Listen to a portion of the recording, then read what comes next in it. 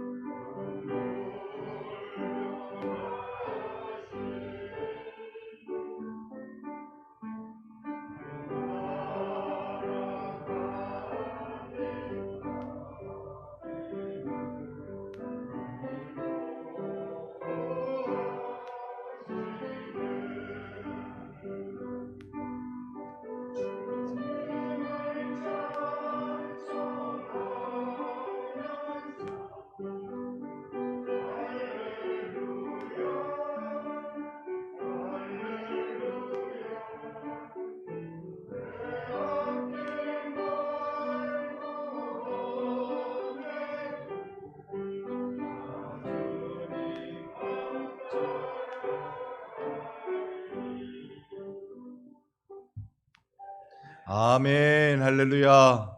네, 주님만 찬양하는 우리 드로아 마을 가운데 신년에 하나님께서 큰 은혜 주시기를 간절히 기도하고 축복합니다. 작년에 우리나라에 좋은 일도 있었지만 또 가슴 아픈 일도 있었습니다.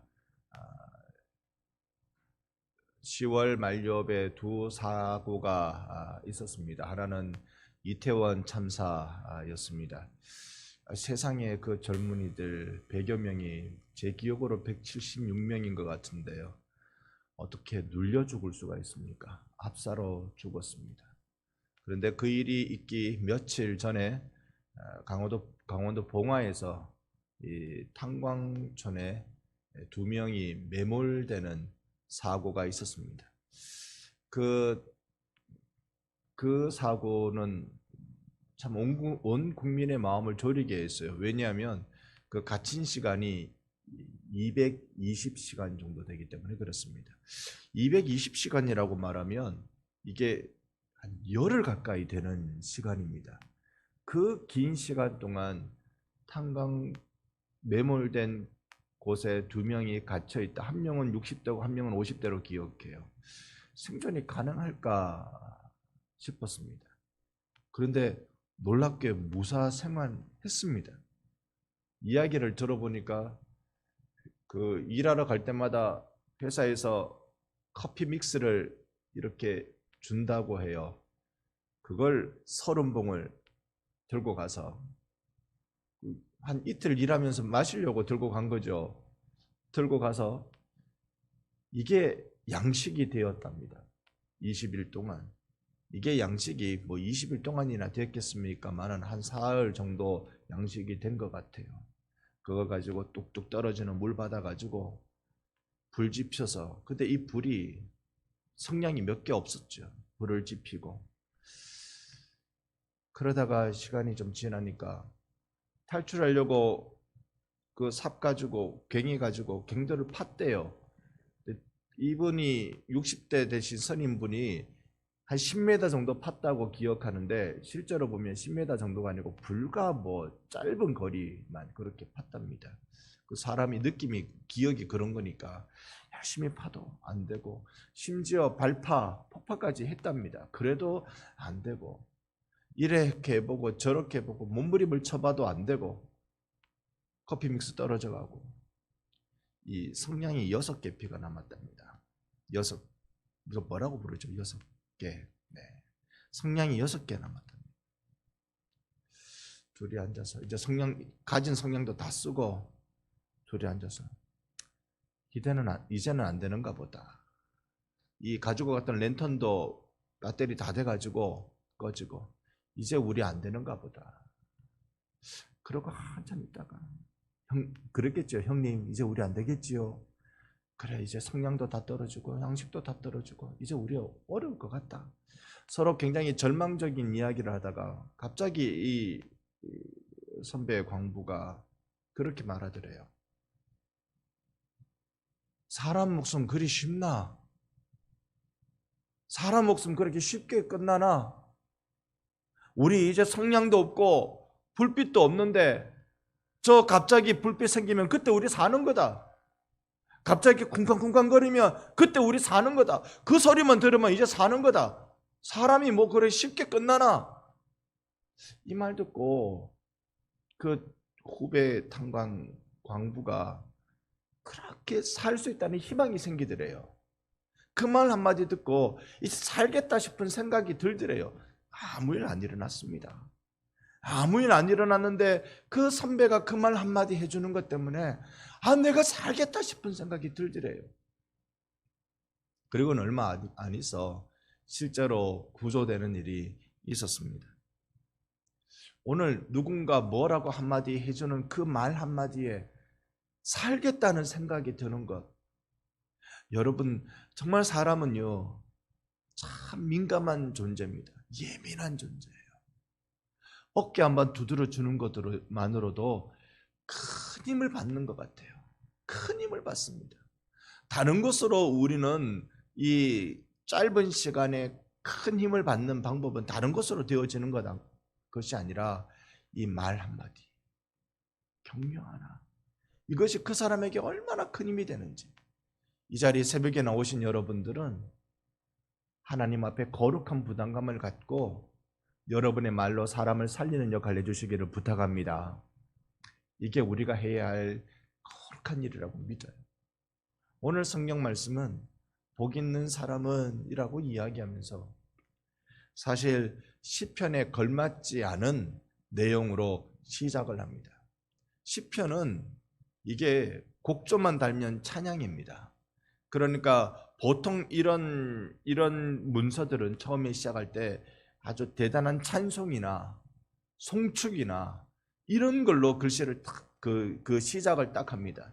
그런데 1편을 쭉 다 읽어봐도 그런 찬송이나 송축의 내용이 보이지 않아요. 복 있는 사람은 앉는 것도 서는 것도 다 자리 가려가면서 하는 거다. 그렇게 얘기하는 거예요. 이거는 잠언 성격입니다. 교훈적 잠언의 성격입니다. 그렇게 하는 거다. 그런데 그렇게 따르거나 서거나 앉는거나 이 모든 것들을 가려서 해야 되는데 그것을 하게 되는 참 중요한 기준 하나가 뭐냐면 중요한 유일한 기준이 뭐냐면 2절의 율법이다. 오늘 우리네 표현으로 말씀이다라고 알려줍니다. 우리의 삶의 기준은 우리가 마음을 정하거나 그 자리에 서거나 그것을 따르거나 우리의 기준은 말씀이 되는 줄로 믿습니다. 하나님의 말씀이 우리의 삶의 생활의 기준이 되는 것입니다. 3절에 시냇가에 심은 나무 이야기 나옵니다. 여러분 1편에는요 복 있는 사람을 의인이라고 부르면서 악인과 대조합니다. 그러니까 복 있는 사람이 이러면 악인은 저렇고 악인이 저러면 복 있는 사람은 이렇고 이렇게 서로 대조합니다. 시냇가에 심은 나무와 대조되는 게 그게 바람에 나는 쭉정입니다. 완전히 다른 거죠. 여러분 우리나라에서는 잘 경험되지 않을 수 있는데요. 이스라엘 지형에는 아주 쉽사리 경험되는 게 계절천입니다. 그러니까 계절에 따라서 물이 흐르는 그 시내가 있고 바짝 마르는 시내가 있습니다. 계절에 따라서 이 시내는 물이 흐르기도 하고 물이 바짝 마르기도 합니다.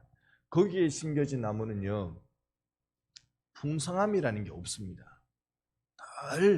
늘 긴장하는 것 그런 것밖에 없습니다. 그런데 이 나무가 시냇가에 심겨졌다. 그러면 이제 사시사철 풍성해지기 시작합니다. 그때는 정말로 안정적인 삶을 살기 시작합니다. 오늘 우리들의 삶에서 힘들고 어려운 것, 경제적 여건이 제일 크기도 하지요. 최근에 몇 가지 경제 관련 라디오 프로그램을 한번 들어본 적이 있었는데요. 원래 경제 굉장히 암울하게 진단을 하고 있습니다. 진짜 어려울 거예요. 진짜 어려울 거예요. 그런데 더 큰 문제는 그 이후에 찾아올 여파가 더 엄동설한이 될 거다. 앞으로 한 3, 4년 정도까지는 경제가 굉장히 어렵다는 진단을 전문가들 데려다 놓고 이야기해요. 그러면 우리가 그 말만 들어도 야 이거 큰일 났구나 라는 생각이 듭니다. 이런 것들로 우리가 어려움, 우리의 삶이 위험천만해지는 경우도 있습니다. 뿐만 아니라 우리의 가족에서 무슨 일이 있을까? 무슨 어려움이 없을까? 내 눈에 안 보이는 가족 무탈하게 잘 지나고 있을까? 여기에 가슴 졸이고 그렇게 살기도 합니다. 또 내 몸이 아프면 그것만큼 또 힘든 일 없어요. 몸 아프니까 어떤 이런 방법 저런 방법 찾아서 아니면 진통제라도 먹어가면서 그렇게 지나고 있습니다만 몸 아픈 것 때문에 우리 마음이 졸입니다.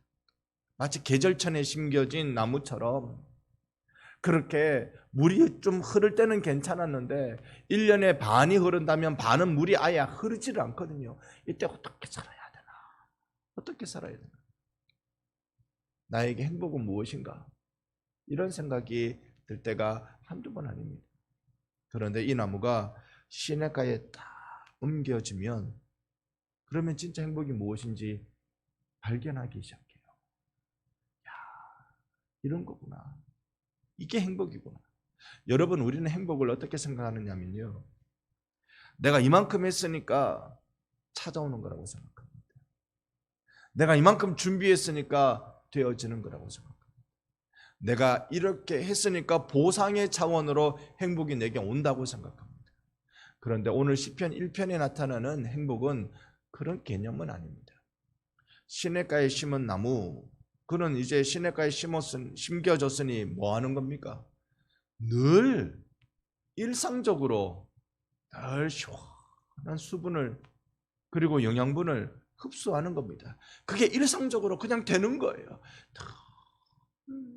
우리로 치면 시편의 표현대로 묵상하고 여호와의 말씀을 묵상하고 이거대로 내가 어떻게 따라야 되지? 내가 어떻게 서 있어야 되지? 내가 어디에 앉아야 되지? 늘 이거 생각하면서 그냥 일상이 이 말씀의 기준을 따라 살아가기 시작합니다. 행복은 내가 바른 생활을 하는 것을 통해서 저절로 열려지는 것입니다. 맺어지는 것입니다. 어저께 진주노회에 신년 할애가 있어서 노회 임원인 저로서는 또 참여해야 했고 섬겨야 했습니다.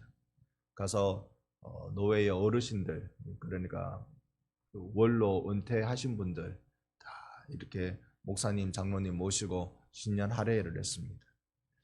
그런 중에 어느 한 분과 이야기하는데 굉장히 지금 고민이 있대요. 저랑 개인적으로 얘기하면서 그 고민 때문에 내가 지금 감기 기운처럼 이렇게 몸살을 앓고 있대요. 그 요즘은 감기, 코로나 뭐 둘 중에 하나라고 합디다. 병원 가보셔야죠. 그것 때문이 아니고 자기 딸 때문에 고민이래요. 예? 왜요? 딸이 왜? 자기 딸이 고등학생인데 남자친구랑 새해 해 뜨는 거, 네? 해돋이 그거 구경 갔대요. 세상에. 그래서 제가 그랬어요. 몸살 할만하다고, 고민할 만하다고, 싸울 만하다고. 이야, 남자친구랑 고등학생이 새 일출을 보러 가겠다고, 해돋이 보러 가겠다고 갔대요. 여러분이면 고민돼요, 안 돼요? 딸이 없으십니까? 관심이 없으십니까? 고민될 것 같아요. 큰 고민될 것 같아요. 제가 그때 드린 말씀이 이거였습니다. 그거 가지 말라고 뜯어 말릴 수도 없습니다. 뜯어 말려봐야 부모하고 싸우는 것밖에 안 할 겁니다. 그런데 한 가지 잘못한 게 있습니다. 키울 때부터 그런 거는 하면 안 된다고 신앙인으로 제대로 키웠어야 했습니다. 어릴 때부터 가르쳐야 했습니다. 지금 안 됩니다. 지금은 다리 뭉댕이 부서뜨리면 그거는 그렇게 될지 몰라도 그거 안 됩니다. 몸 부러뜨려서 못 가게 할 수는 있어도 그거 안 됩니다. 여러분, 우리의 행복은요, 내가 이만큼 했으니까 저절로 툭 나에게 보상으로 온다는 거, 그거 아닙니다. 시편의 행복은요, 내가 일상에 하나님의 말씀을 먹고 그 말씀에 내가 녹아들고 젖어들고 이 잘못된 내 생각, 나밖에 모르고 내 기준이 최고인 줄 알고 내 경험이 최고치인 줄 알고 살아가는 이 편협한 나의 생각이 여호와의 말씀에 녹아지고 바뀌어지고 변화되고, 그러니까 말이 바뀌어야 되는 거구나, 눈빛이 바뀌어야 되는 거구나, 이게 말씀으로 내가 변화의 경험을 하기 시작할 때 그때 행복의 열매가 맺어지게 되는 것입니다. 누군가 여러분에게 놀라운 행복 보따리를 풀어가 주고 간다고 여기지 마십시오. 여호와의 말씀, 거기에 머물 때만 우리가 행복해지도록 하나님은 우리의 인생을 그렇게 장치해 두셨습니다. 오늘 이 한 해 동안 우리가 마음에 결심이 하나 있으면 좋겠습니다. 나는 말씀을 붙들고 살겠다. 이번 특별 새벽 기도회, 늘 매년 신년 특별 새벽 기도회 때마다 여러분이 꼭 잊지 말고 하셔야 되는 게 있어요. 그게 뭐냐면 올 한 해 하나님이 나에게 주시는 마음이 무엇일까를 여러분이 붙잡는 겁니다. 그걸 붙잡는 겁니다. 어저께는 낙심하지 말고 기도해야 된다는 걸 여러분과 같이 묵상했습니다. 오늘은 나에게 행복을 주는 말씀을 붙들어야 된다는 겁니다. 말씀을 붙드셔야 됩니다. 나에게 하나님이 어떤 말씀을 주고 계시나, 이 한 해 동안 우리 결단하고 헌신하십시다. 말씀에 헌신하십시다. 그래서 나 말씀 읽어가는 사람, 말씀 들어가는 사람 되게 해주십시오. 욕심내세요. 늘 우리가 성경 많이 읽어야 된다라는 이야기를 합니다. 한때는 우리 구역 예배할 때마다요, 우리 구역은 성경 몇 장 읽었습니다. 그거 적어서 주보에 내고 그렇게 했습니다.